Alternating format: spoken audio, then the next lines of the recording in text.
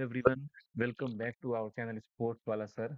So today we are going to learn chapter number 2 of grade 11 physical education. The name is Olympism Value Education. It is totally based on Olympics.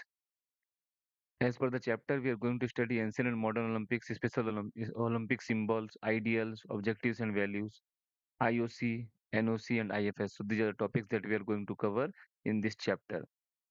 If we talk about Olympic movement, the goal of the Olympic movement is to contribute to build a peaceful and better world by educating youth through sports, practice without discrimination or any kind in a spirit of friendship, solidarity and fair. जो Olympic movement है उसका main M क्या है कि एक peaceful और better world को बनाना जिसमें कि स्पोर्ट्स प्रैक्टिस किया जाए जिसमें डिस्क्रिमिनेशन ना हो और spirit of friendship solidarity and fairship रहे हमेशा। आ जाते हैं हम एंशियंट ओलंपिक। जैसे आपको मालूम होगा ओलंपिक दो टाइप की होती है, ancient Olympic and modern Olympic. अब सिर्फ एंशियंट ओलंपिक देख लेते हैं हम लोग। एंशियंट ओलंपिक में क्या था? Ancient Olympic game started in Olympia valley in 776 BC. Olympia valley में स्टार्ट हुआ था, जो कि एक बहुत ही खूबसूरत सा वैली था, surrounded with olive leaves and gardens, all this things. So Olympia valley में स्टार्ट हुआ था। Hercules and God GS is associated with Olympics. ज्यादातर लोग हरकुलस एंड गॉड जीएस के बारे में बोलते हैं कि इनके ये लोग रिलेटेड थे उसमें, ओलंपिक्स को स्टार्ट करने में। आफ्टर एवरी 4 ईयर होता है ये। इसमें जो है सैक्रेड रिचुअल्स होता है, प्रेयर्स ऑफर की जाती है, एनिमल्स की सेक्रीफाइस की जाती थी, ओथ एंड डिक्लेरेशन भी होता था। इसमें कॉम्पिटिटिव इवेंट्स होती थी जिसमें running, wrestling, throws, chariot and horse races, ये सब चीजें होती थी।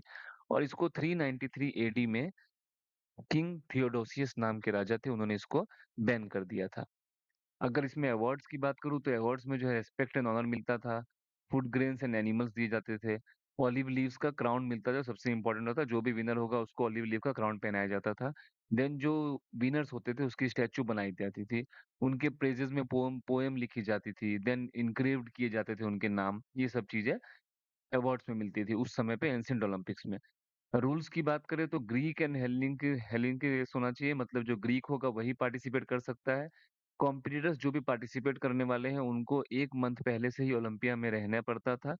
और womens are not allowed to participate, womens participate नहीं कर सकती थी। और उनसे भी बड़ी बात, जो मैरिड वुमेन होंगे वो इसको देख भी नहीं सकते। ओनली एमेच्योर प्लेयर्स जो होंगे वही सिर्फ इसमें पार्टिसिपेट कर सकते हैं। Savages and convicted persons not allowed. जो भी सेवेजेस होते थे और कन्विक्टेड पर्सन जिनको भी सजा मिल चुकी है या उनको जो है सो सजा डिक्लेयर की गई है, वो लोग इसमें पार्टिसिपेट बिल्कुल भी नहीं कर सकते थे। ये एंशिएंट ओलंपिक की बात हो रही है। उसके बाद अगर मैं नेक्स्ट देखूं तो जो मॉडर्न ओलंपिक है, that was started by Baron Pierre de Coubertin of France, who is known also known as the father of modern Olympic. इनको फादर ऑफ मॉडर्न बोला जाता है। इन्होंने 1896 में एथेंस में मॉडर्न ओलंपिक स्टार्ट हुआ था। 9 कंट्रीज ने पार्टिसिपेट किया था और 1916, 40 एंड 44 में कोई भी ओलंपिक गेम्स नहीं हुई थी due to world war. Then next coming on to the symbols of Olympics. So एक एक सिंबल मैं आपको बता देता हूँ। सबसे पहला सिंबल ओलंपिक मोटो, जो कि है फास्टर हायर स्ट्रॉन्गर, जिसको साइटियस ऑल्टियस फोर्टियस बोला जाता है। और इसको जो है सो फादर डिडॉन ने 1895 में पहली बार जो है सो स्टार्ट किया था। फादर डिडॉन ने इसको पहली बार स्टार्ट किया था। और साइटियस ऑल्टियस फोर्टियस जो है सो इसका मोटो था। और फास्टर हायर स्ट्रॉन्गर, इसमें जो है सो 2021 में एक न्यू ऐड कर दिया गया, जिसका नाम डाल दिया गया कम्युनिटर, यानी citius altius fortius communiter, meaning faster higher stronger but together. Next Olympic symbol है flag. Flag was created in 1913। First time इसको होस्ट किया गया था एंटवर्प ओलंपिक गेम्स में 1920 में। ये व्हाइट सिल्क का बना होता है, व्हाइट सिल्क क्लोथ का, जिसमें 5 इंटरलेस्ड और इंटरलॉक्ड कलर रिंग्स होते हैं, जो कि यूनिवर्सलिटी ऑफ ओलंपिज्म को शो करता है। जो 6 कलर्स हो गया, 5 रिंग के कलर एंड जो 6 व्हाइट कलर है, it represents the continents of the world, it represents the continents of the world. Next symbol की अगर मैं बात करूँ तो इट्स ओलंपिक फ्लेम। फ्लेम जो है सो फ्रेंडशिप को सिंबलाइज करता है बिटवीन द पीपल। जब टॉर्च लेकर, रिले लेकर ट्रेवल करते हैं लोग डिफरेंट डिफरेंट कंट्रीज में, तो इससे जो है सो फ्रेंडशिप सिंबलाइज होता है। पहली बार टॉर्च रिले जो है सो 1936 में बर्लिन गेम्स में यूज किया गया था। बर्लिन गेम्स में पहली बार इसको जो है सो ओलंपिक फ्लेम यूज किया गया था। अगर जो मैं फ्लैग भी आपको बताया था अभी इससे पहले, फ्लैग जो है सो पहली बार 1913 में मेड हुआ था। और 1913 में बनने के बाद इसको जो है सो पहली बार 1916 में होस्ट करना था, लेकिन क्योंकि 1916 में ओलंपिक नहीं हो पाया था, तो 1920 में एंटवर्प ओलंपिक में ही जो बेल्जियम में हुआ था वहां पे पहली बार जो है सो फ्लैग होस्ट किया गया था। देन आ जाते हैं लाइटनिंग पे। Flame is lit in Olympia, flame को ओलंपिया में लिट किया जाता है कुछ महीने पहले ओलंपिक के। और इसको जो है सो सिर्फ सनरेज से लीड किया जाता है। उसके बाद टॉर्च पे आता है, टॉर्च हर साल हर बार नया बनाया जाता है, और हर रनर के पास अपना अपना टॉर्च होता है। फ्लेम पास किया जाता है रनर टू रनर, और इसको रास्ते में एक्सटिंग्विश नहीं कर सकते हैं। It is carried by relay from Olympia to the host city, Olympia से लेकर होस्ट सिटी तक लेके जाया जाता है। और ये अलग अलग कंट्रीज से होकर गुजरता है जहाँ पे फ्लेम पास किया जाता है, ना कि टॉर्च। ये जो टॉर्च होती है, जो फ्लेम होता है, इट ट्रेवल्स फ्रॉम रोडवेज और वाटरवेज और airways also. Then next symbol is award. Award में जो है सो फर्स्ट थ्री पोजीशंस को gold silver and bronze medal मिलता है। Apart from this cash award भी मिलता है। इसके अलावा जो है सो फर्स्ट जो थ्री होते हैं उसको मेरिट सर्टिफिकेट और पोजीशन सर्टिफिकेट उसको बोल सकते हैं। नेक्स्ट फाइव यानी जो नेक्स्ट फाइव लोग थे फाइनलिस्ट में, उनको मेरिट सर्टिफिकेट मिलता है। इसके अलावा बाकी सभी पार्टिसिपेंट को पार्टिसिपेशन सर्टिफिकेट मिलता है।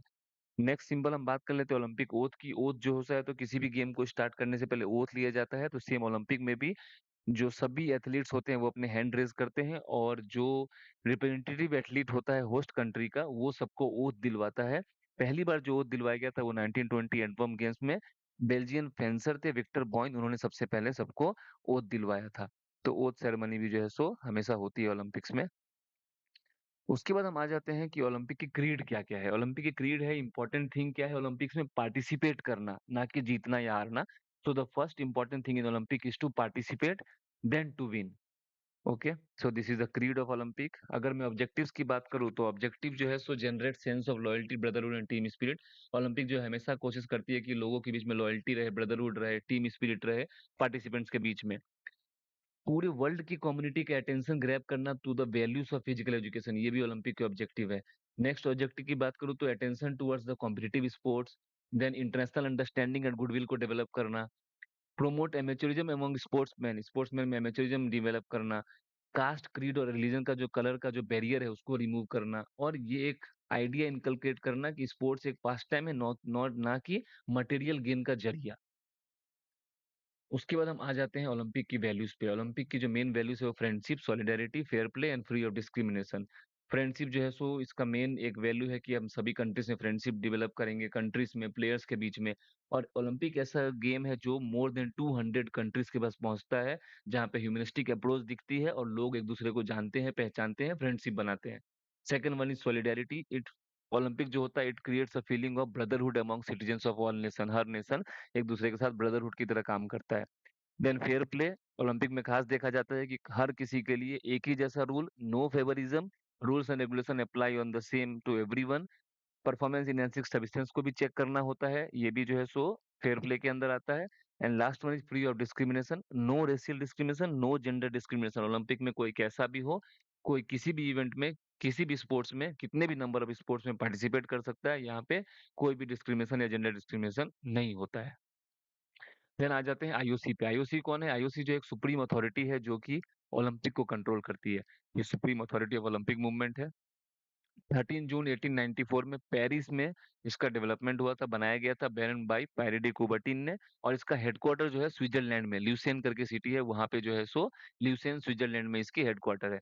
आईओसी जो है सो हर साल, हर 4 साल पे जो है सो summer and winter Olympic games करवाती है। पहली बार 1896 में हुआ था समर गेम्स। विंटर गेम्स पहली बार फ्रांस में 1924 में हुआ था।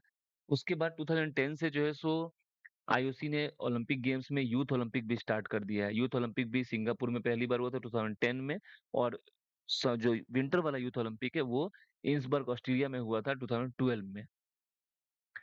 मेंबर्स की बात कर लेते हैं। आईओसी में क्या होता है, आईओसी में हर कंट्री से एक एक मेंबर नॉमिनेट किए जाते हैं कि हमारी कंट्री का मतलब एक तरीके से रिप्रेजेंटेटिव बोल सकते हैं उसको। तो हर कंट्री अपने अपने मेंबर को रिप्रेजेंट करता है, मेंबर को सेलेक्ट करके भेजता है आईओसी के लिए, International Olympic Committee. Then IOC के अंदर एक प्रेसिडेंट होते हैं जो कि टर्म ऑफ 8 ईयर्स होता है उनका, और इनको इलेक्ट करते हैं सारे के सारे एग्जीक्यूटिव मेंबर्स होते हैं, वो उसको इलेक्ट करते हैं, और इसकी एक बैलेट वोटिंग होती है, उसके बाद इसका इलेक्शन होता है। अभी फिलहाल थॉमस बैच जो है जर्मनी के, वो 9th प्रेसिडेंट है आईओसी के। ये जो 8 इयर्स के लिए प्रेसिडेंट बनाए जाते हैं, इसको हम वापस से री इलेक्ट भी किया जा सकता है और इसके टर्म को 4 इयर्स के लिए एक्सटेंड भी कर सकते हैं। एट प्रेजेंट थॉमस बैच का जो टर्म है वो सितंबर 2013 में वो जैक रॉगी को जैक रॉगी के बाद इनको 9th प्रेसिडेंट बनाया गया था, और ये 2013 से अभी भी प्रेसिडेंट है। जो इनकी टर्म है वो 4 इयर्स के लिए एक्सटेंड की गई है 2025 तक। उसके बाद जो आईओसी की बॉडी होती है उसके अंदर 4 वाइस प्रेसिडेंट होते हैं, जो कि मेंबर सेलेक्ट करते हैं और 4 इयर्स के लिए इलेक्ट किया जाता है। और ये भी जो है सो री इलेक्ट हो सकते हैं। देन एग्जीक्यूटिव बोर्ड की बात करूँ तो उसके अंदर प्रेसिडेंट होता है, 4 वाइस प्रेसिडेंट होते हैं और 10 अदर मेंबर्स, और ये सारे के सारे थ्रू इलेक्शन आए होते हैं। क्या क्या मेन फंक्शन है, आईओसी क्या करवाती है, इंटरनेशनल ओलंपिक कमेटी के मेन फंक्शंस क्या है? तो सबसे पहला है date, decide the date and venue, decide करना कहाँ पे ओलंपिक होगा। Then formulate and update the rules and regulation, जो भी है गेम्स के उसको अपडेट करना। स्पोर्ट्स में ethics and education of youth through sports को बढ़ावा देना। सेलिब्रेशन ऑफ ओलंपिक गेम्स, जो ओलंपिक गेम्स की सेलिब्रेशन होती है, ओपनिंग सेरेमनी, क्लोजिंग सेरेमनी, उसका ख्याल रखना। इंडिपेंडेंस जो है, ओलंपिक मूवमेंट वो इंडिपेंडेंटली वर्क करे पूरे वर्ल्ड में, इसको देखना। कहीं भी डिस्क्रिमिनेशन ना हो रहा है जिससे ओलंपिक मूवमेंट को इफेक्ट हो रहा है, वो देखना। वुमेन्स को स्पोर्ट्स में पार्टिसिपेट करवाना, हर लेवल पे आगे लेकर जाना, ये भी आईओसी का एक मेन फंक्शन है। स्पोर्ट्स फॉर ऑल जो वर्ड है, इसको हमेशा इंकरेज करना, ये आईओसी का एक मेन फंक्शन है। और लास्ट में है कि अपोजिस पॉलिटिकल और commercial abuse of sports and athlete, कभी भी स्पोर्ट्स एंड एथलीट्स का पॉलिटिकल या कमर्शियल अब्यूज ना हो, ये भी खास ध्यान रखना आईओसी का काम है। नेक्स्ट जो है हमारा एनओसी है, नेशनल ओलंपिक कमेटी। ये जो है सो ओलंपिक मूवमेंट को आगे बढ़ावा देती है और ये जो है सो आईओसी के अंदर काम करती है। इनका काम होता है एक, लोगों का पार्टिसिपेट करवाना ओलंपिक गेम्स में। ये जो है सो कुछ सिटीज नॉमिनेट कर लेते हैं, रेस्पेक्टिव एरियाज नॉमिनेट कर लेते हैं, जहां से एक कैंडिडेट डिसाइड करते हैं ओलंपिक गेम्स में पार्टिसिपेट करने के लिए। एनओसी इसके अलावा जो है सो एथलीट के डेवलपमेंट में, कोचेस के डेवलपमेंट में, ट्रेनिंग में, ऑफिशियल्स को नेशनल लेवल पे रिप्रेजेंट करने में भी हेल्प करते हैं। जो लास्ट फेडरेशन है वो आईएफएस है। आईएफएस जो है सो इंटरनेशनल स्पोर्ट्स फेडरेशन, इसको जो है सो ये इंटरनेशनल नॉन गवर्नमेंटल ऑर्गेनाइजेशन है जिसको आईओसी ने रिकॉग्नाइज किया हुआ है। इनका काम है वन और मोर स्पोर्ट्स को वर्ल्ड लेवल पे एडमिनिस्टर करना। नेशनल फेडरेशन जो होती है वो इन स्पोर्ट्स से जो है सो affiliate होती है, while conserving their independence and autonomy in the administration of their sports. International Sports Federation seeking IOC recognition, international sports federation को आईओसी से रिकॉग्निशन मिली हुई है। और उनका मस्ट ये रूल होता है कि वो जो है सो जो भी ओलंपिक के जो चार्टर है, ओलंपिक के जो रूल्स है, उसको हमेशा फॉलो करते रहे। At last success is the sum of small efforts repeated. जो सक्सेस होती है वो बार बार स्मॉल स्मॉल इफेक्ट्स, जो एफर्ट्स होते हैं उसको रिपीट करने से मिलती है, as said by R Collier. Do hard work for getting the success. Thank you all of you. So this was chapter number 2 of physical education, class 11. So very soon we'll upload chapter number 3 also. If any doubts, do contact us, do comment on us. We'll surely respond. Thank you.